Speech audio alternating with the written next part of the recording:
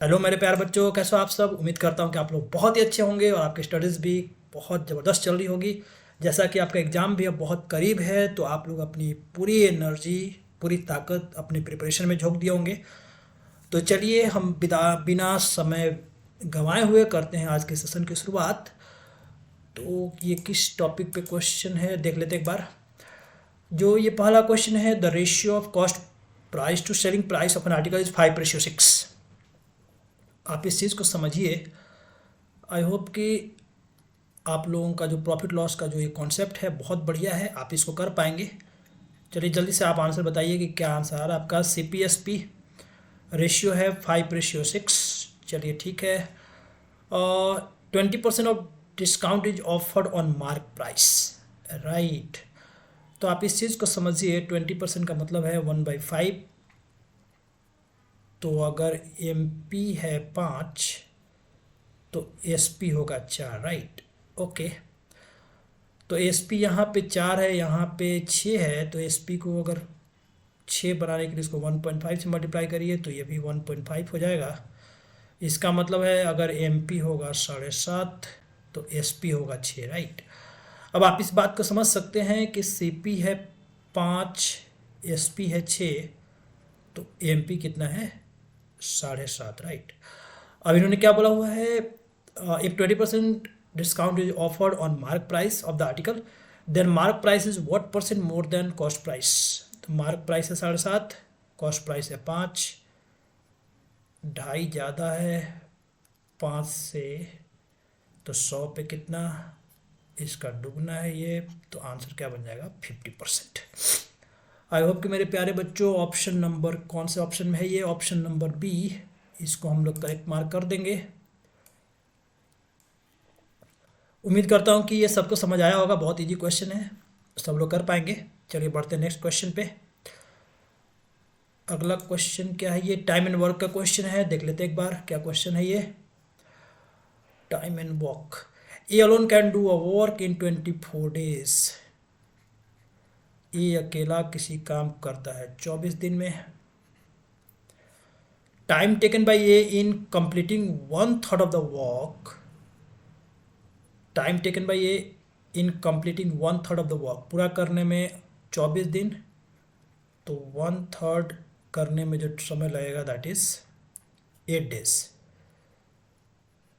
तो ए को 1/3 वर्क करने में 8 days, राइट। तो 8 days is equal to time taken by B completing half work.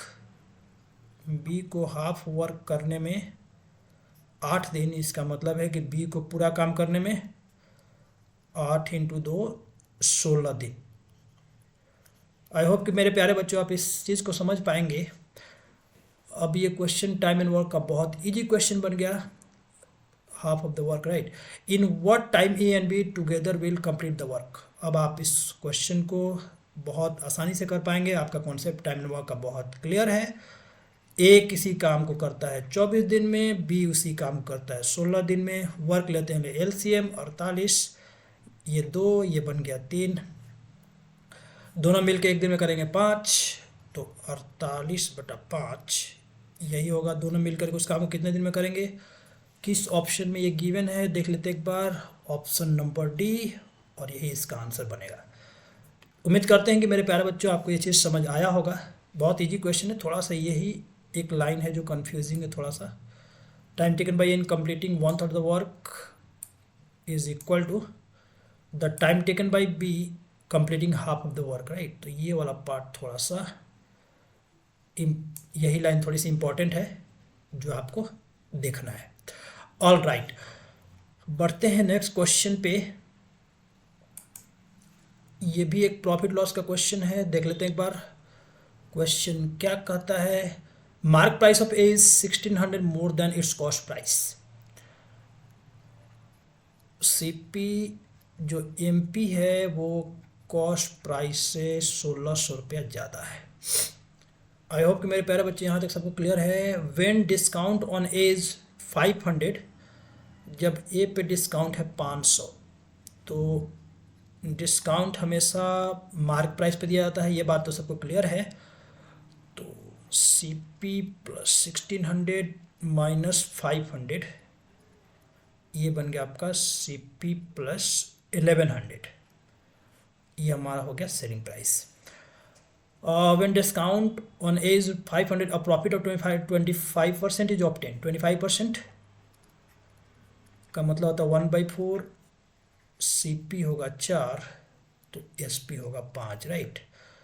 4/5 और ये होगा सी पी और ये हो गया S P, C P plus 1100।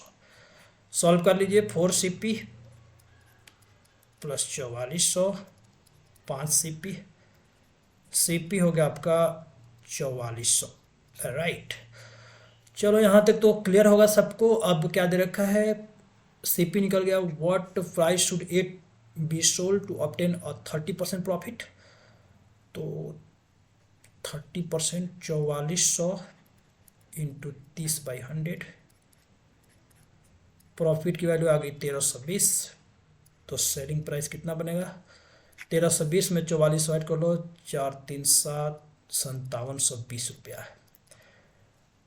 उम्मीद करता हूँ कि आप सभी लोगों का ही आंसर आ रहा होगा। चेक करिए किस ऑप्शन में है ये, 5600 4800 5400 5200। तो इसके लिए जो बेस्ट ऑप्शन बनेगा, नन ऑफ दिस, इनमें से कोई नहीं। तो आई होप कि मेरे प्यारे बच्चों आप सबको ये कॉन्सेप्ट समझ में आया होगा। अगर आपको कॉन्सेप्ट अच्छे लग रहे हैं चैनल पे कॉन्सेप्ट, तो आप अपने फ्रेंड्स को, आप अपने भाई बहन जो भी लोग गवर्नमेंट जॉब की प्रिपरेशन कर रहे हैं, उनको इस चैनल के बारे में ज़रूर बताइए कि सर का एक जो प्रयास है, सर की एक जो मुहिम है कि सभी गवर्नमेंट जॉब की तैयारी कर रहे बच्चों तक अपने कॉन्सेप्ट्स को पहुंचाया जाए और उनके कॉन्सेप्ट के बेटरमेंट के लिए, उनके सिलेक्शन के लिए जो अपना जो भी कंट्रीब्यूशन है वो इस चैनल के माध्यम से दिया जाए। तो प्लीज़ आप लोग भी इसका भागीदार बनिए, आप लोग भी उनको, है ना, मैक्सिमम शेयर करिए कि सर का एक चैनल है। और किसी भी टॉपिक पे, अगर किसी भी कॉन्सेप्ट में अगर कोई आपको डाउट है, अगर कोई डिफ़िकल्टी आ रही हो, तो आप प्लीज़ ज़रूर इंटरेक्ट करिए, ज़रूर कमेंट करके बताइए। और किस टॉपिक पे आपको वीडियो की रिक्वायरमेंट है आप एक बार ज़रूर बताइए, ताकि एग्ज़ाम से पहले वो सारे टॉपिक इस चैनल पर अपलोड हो सके। तो चलिए अभी हम लोग, आई होप कि यहाँ तक सब लोग क्लियर होगा। और एक बार एक और क्वेश्चन है, देख लेते हैं हम लोग। ये क्वेश्चन बहुत इंपॉर्टेंट क्वेश्चन है, अच्छा क्वेश्चन है ये। In a class there are 30 girls and 15 boys and total average weight of class is 47 upon 15 kg। एक जो क्लास है उसके अंदर 30 गर्ल्स है और 15 लड़के हैं। तो आप इस चीज़ को समझिए कि गर्ल्स दे रखा है 30 गर्ल्स है 30 और बॉयज़ है 15 मेरे प्यारे बच्चों। और यहाँ पे जो दे रखा है overall average, that is 47 7/15।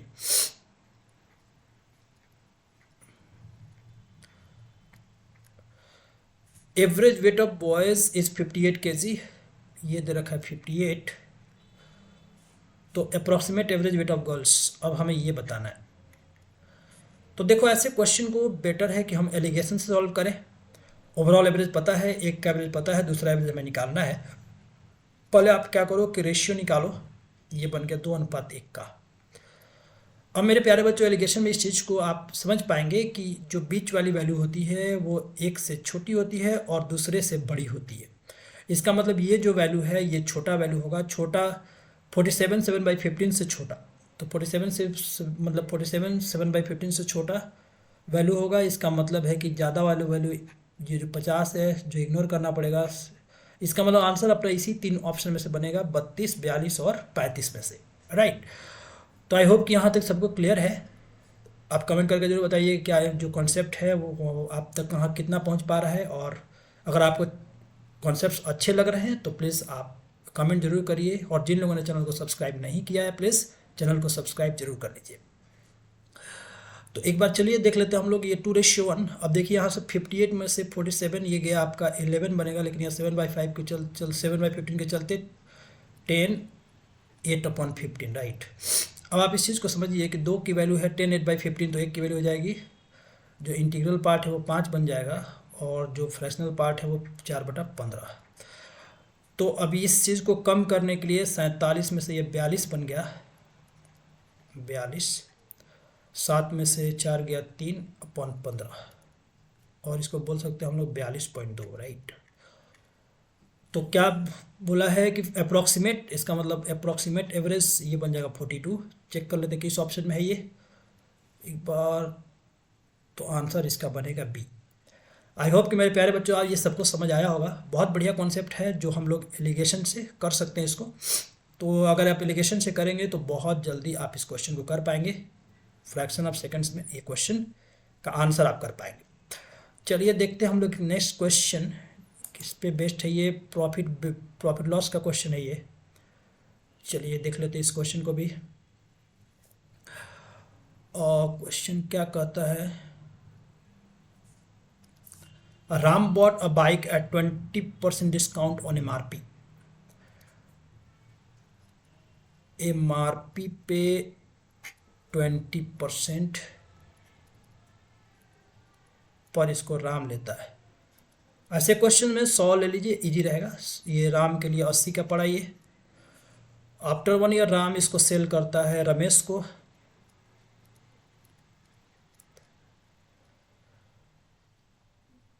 Ram sell the bike to Ramesh at 10% loss. 10% का मतलब है 1/10, 8 रुपये का लॉस पे इसको बेच देगा 72 में। After 1 year Ramesh sell the bike at 20% profit to Ranjan. और रंजन के लिए ये बाइक 20% प्रॉफिट पे जाती है। 20% 2 दूनी का 4, 14। तो 14.4 के साथ ये इसको बेचेगा 86.4 में। उम्मीद करता हूँ कि यहाँ तक सभी को क्लियर होगा, कोई डाउट नहीं होना चाहिए। एमआरपी 100 लेके चला हमने, राम के लिए ये पड़ा 20% डिस्काउंट के साथ ये 80। फिर उसने 10% के लॉस पे ये रमेश को बेचा तो ये 72 में। फिर रमेश ने इसको 20% के प्रॉफिट पे इसको रंजन को बेचा तो ये 86.4। अब हमें ये इसका मतलब है रंजन ने 86.4, रंजन के cost price 86.4। Ranjan paid ₹129600। Ranjan 86.4 को अगर हम 129600, राइट, तो एक की वैल्यू हो जाएगी। अगर इसको आप डिवाइड करके देखिएगा 129600 डिवाइड बाई 86.4 तो ये आता है 1500। तो हमें बताना है एमआरपी, तो इसका मतलब 100 को जब 1500 से मल्टीप्लाई करेंगे तो कितना बन जाएगा, 1,50,000।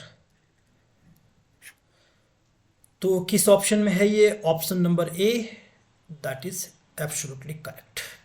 तो इसका जो आंसर हम लोग मार्क करेंगे, A will be the answer. I hope कि मेरे प्यारे बच्चों ये सबको क्लियर है। चलिए और एक और क्वेश्चन देखते हैं हम लोग। उम्मीद करता हूँ कि आप लोगों को वीडियो से बहुत फ़ायदा हो रहा होगा। अगर आपको वीडियो से बेनिफिट हो रहा है तो प्लीज़ एक बार आप कमेंट करके ज़रूर बताइए कि कितना बेनिफिट हो रहा है, कहाँ से, किस जगह से, किस गांव से आप इस वीडियोस को देख रहे हैं। तो प्लीज़ एक बार आप कमेंट करके ज़रूर बताइए कि है ना आपको वीडियो कैसा लग रहा है और कितना बेनिफिट पहुंच पा रहा है। एक क्वेश्चन है, ये SICI का क्वेश्चन है, सिंपल इंटरेस्ट कंपाउंड इंटरेस्ट पे बेस्ड है क्वेश्चन। देख लेते हैं हम लोग।